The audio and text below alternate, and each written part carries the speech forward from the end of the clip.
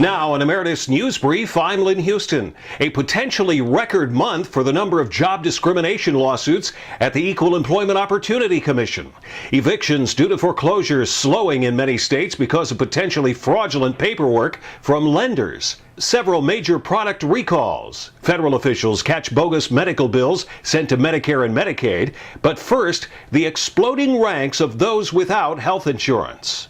The Kaiser Family Foundation announcing their annual survey of Medicaid showing 3.7 million more people ended up on Medicaid in 2009 due to the loss of work and health insurance.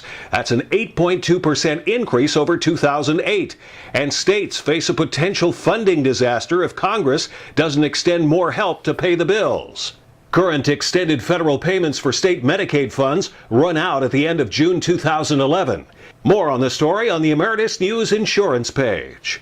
The Inspector General out with a report showing errors on every single one of 150 sampled medical bill cases involving Medicaid and Medicare. Incredibly, they found $8.2 million in overbilling for medical services allegedly provided after the date when the patients were already dead. And the IG's office also found that drug companies dragged their feet reporting prices for drugs purchased by state Medicaid programs, which delayed billions of dollars in rebates to states. More on those stories on the Emeritus News Healthcare page. Bogus foreclosure filings have prompted some banks to stop evictions due to foreclosures. That's because some lenders and mortgage servicers signed off on foreclosures with forged, missing, or improper documentation, which has prompted federal investigators and state attorneys general to take a closer look. GMAC and JP Morgan Chase are among those putting a hold on evictions. The latest on the Emeritus News Financial Pensions page. The Postal Regulatory Commission has rejected a proposed rate increase for the Postal Service. Part of the problem is the cost of unfunded pension payments.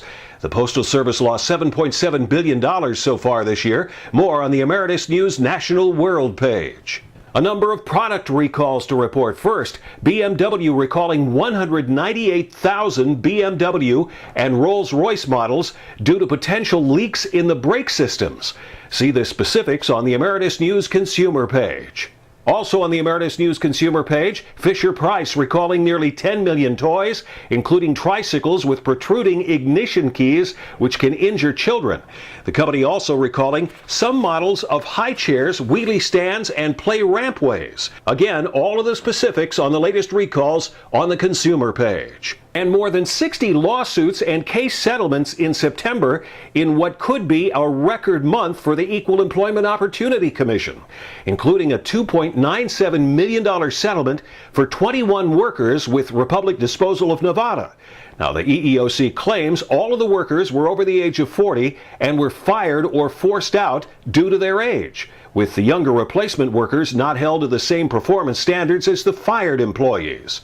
In another case, a 54-year-old woman was fired from her job with a home health care company for allegedly sounding too old on the phone, with the owner of the business allegedly referring to her as, quote, a bag of bones. More on those cases on the Emeritus News Employment page. And that's an Emeritus News Brief. I'm Lynn Houston.